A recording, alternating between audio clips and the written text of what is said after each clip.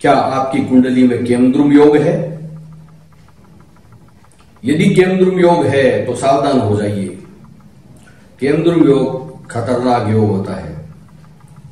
व्यक्ति तरक्की नहीं कर पाता है, बाधाएं आती है, ऊपर से नीचे बार बार गिरता है। आज हम बात करेंगे केमद्रुम योग क्या होता है और उसका क्या प्रभाव है और उसको दूर करने के क्या उपाय हैं।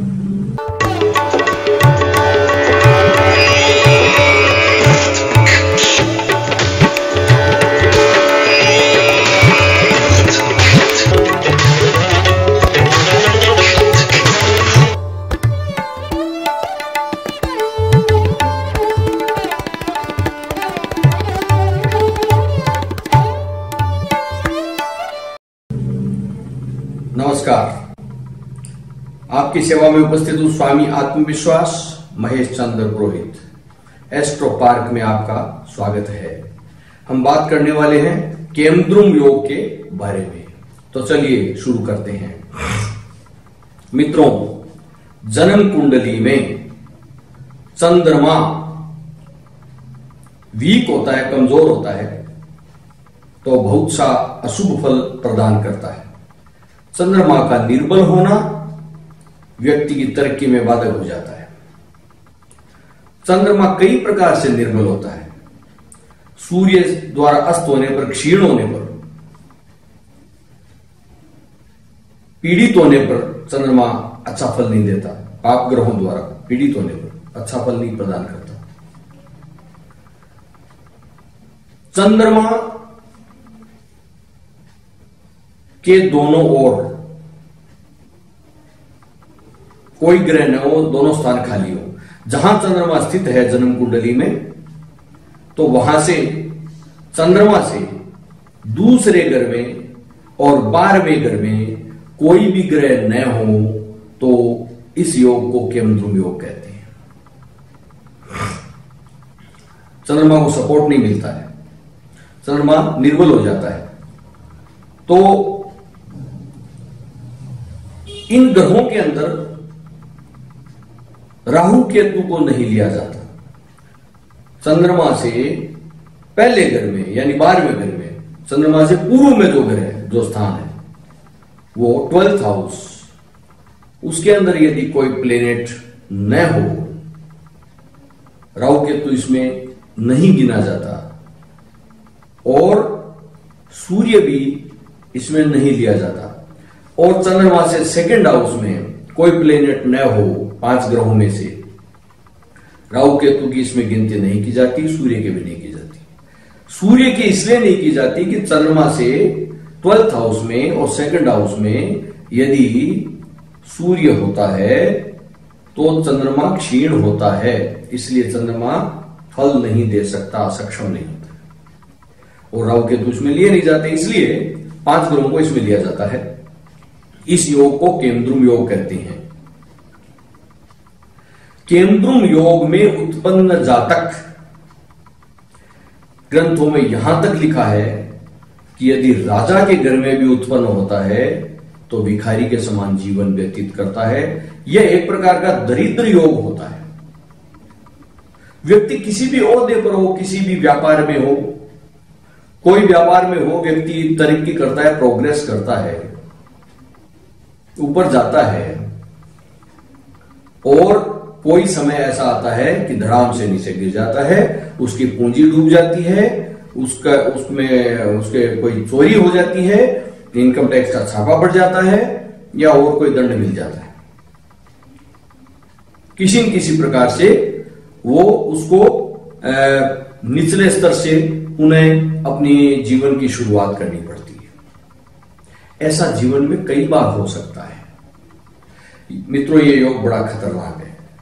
अन्य ग्रह प्रोग्रेस करवाते हैं, लेकिन केमद्रुम योग जिसकी कुंडली में हो तो वो की हुई प्रोग्रेस को भी नष्ट भ्रष्ट कर देता है। इसलिए केमद्रुम योग से सावधानी की आवश्यकता है। केमद्रुम योग जिस कुंडली में होता है, ऐसा व्यक्ति मानसिक तनाव वाला भी हो सकता है। छोटी छोटी बातों में तनावग्रस्त हो जाता है। ऐसा व्यक्ति अपनी माता, मौसी, बड़ी बहन आदि के पक्ष में नहीं होता है, उनका ख्याल नहीं रखता है। ऐसा व्यक्ति जहां भी जाता है वहां असफलता के चांस ज्यादा होते हैं। इसलिए धनवान ही क्यों ना हो, बार बार उससे नीचे आना पड़ता है। केंद्रुम योग को भंग करने वाले योग भी ज्योतिष में बताए गए हैं। चंद्रमा से यदि केंद्र में कोई ग्रह हो तो केंद्रुम योग भंग हो जाता है। चंद्रमा पर यदि बृहस्पति की दृष्टि हो तो केंद्रुम योग भंग हो जाता है। कई ग्रंथों में तो यहां तक लिखा है कि चंद्रमा से 6ठे 8वें कोई ग्रह हो तो केंद्रुम योग भंग हो जाता है, क्योंकि चंद्रमा से 6ठे 8वें में ग्रह होते हैं तो चंद्रमा को सपोर्ट होता है, उससे चंद्रमा से द्वितीय या द्वादश भाव में दृष्टियां पड़ती है। इसलिए फिर भी एक बात देखने में आई है, चाहे केंद्रुम भंग योग साथ में हो, लेकिन केंद्रुम योग का फल किसी न किसी रूप में, किसी न किसी मात्रा में तो व्यक्ति को भोगना ही पड़ता है, मिलता ही है। मित्रों, केंद्रुम योग भी एक प्रकार से पूर्व जन्म के कारण से आता है। पूर्व जन्म में मां, मौसी, बड़ी बहन, पेरेंट्स या और कोई भी व्यक्ति को परेशान किया गया हो, किसी का धन हड़पा गया हो, मतलब किसी न किसी रूप में किसी न किसी का श्राप लगा हो, तो इस जन्म में केंद्रुम योग कुंडली में आ जाता है। इसका निवारण कई प्रकार से होता है, वो हम बताएंगे। इसका स्वास्थ्य में भी असर पड़ता है। तो बड़े बड़े राजयोगों में भी यह बाधक हो जाता है। निवारण की जहां तक बात है, सबसे पहली बात तो यह है कि यह योग पूर्व जन्म में जिन कारणों से आता है इस जन्म में, उन कारणों का निवारण किया जाए। अर्थात इस जन्म में अपने पेरेंट्स, माता पिता या मां, मौसी, बुआ, बड़ी बहन आदि, या जो भी व्यक्ति हो जिनसे हमारा संपर्क हो, हमारा रिलेशन हो या व्यापारिक संबंध हो, उनसे अच्छा व्यवहार हो, किसी का श्राप किसी प्रकार से नहीं लगे, अपने कार्य में ईमानदारी हो, और कार्य में ईमानदारी के साथ साथ सेवा भावना हमारे अंदर हो, परोपकार की भावना हो।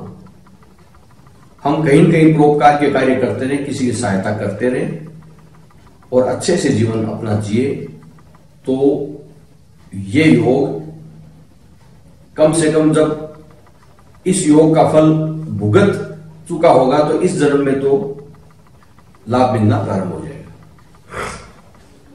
तो एक तो ये बात है ही है। खैर, दूसरा,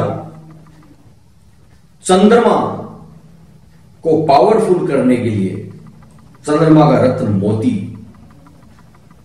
छोटी अंगुली में धारण करें चांदी के अंदर, तो चंद्रमा को बल मिलता है। क्योंकि चंद्रमा की एक ही राशि होती है कर्क, इसलिए इसको कुंडली में किसी प्रकार का दोष, अष्टमत्व दोष आदि नहीं लगता। इसलिए चंद्रमा तो पावरफुल होना ही चाहिए, इसलिए मोती धारण करें। इसके अलावा चंद्रमा की शांति के लिए आपको कुछ वैसे करने की आवश्यकता नहीं है, बस इतना ध्यान रखना होगा कि सेवा भाव और परमार्थ के कार्य आप करते रहे, सेवा भाव आप रखें। अन्यथा तो शांति के कई प्रकार हैं, चंद्रमा के मंत्र हैं और सब दान है, परंतु इन सब की ऐसी आवश्यकता नहीं है। आपका जीवन, आपकी जीवन शैली में बदलाव होना चाहिए। ये योग देखते देखते क्षीण होते जाएंगे, जीवन शैली में बदलाव होना चाहिए। एक विशेष ध्यान रखने की बात है, जिनकी कुंडली में केमद्रुम योग हो या किसी प्रकार से चंद्रमा पीड़ित हो, कोई और कारणों से भी, वो व्यक्ति मेडिटेशन करे, ध्यान करे। यदि ये नहीं कर सके तो प्राणायाम ही करे, वो यहां से शुरुआत कर दे। प्राणायाम करते रहें, एक्सरसाइज तो करें ही करें, प्राणायाम करें, मेडिटेशन करें, तो मन स्थिर होगा, मन मजबूत होगा और चंद्रमा से बनने वाले केमद्रुम योग का प्रभाव क्षीण हो जाएगा। तो यह प्रयास व्यक्ति को करने चाहिए। जीवन मिला है हमें कर्म करने हेतु, तो निष्काम भाव से कर्म करने हेतु हम अपनी जीवन शैली में बदलाव करें और जीते जाएं। ये सारे योग क्षीण होते जाएंगे।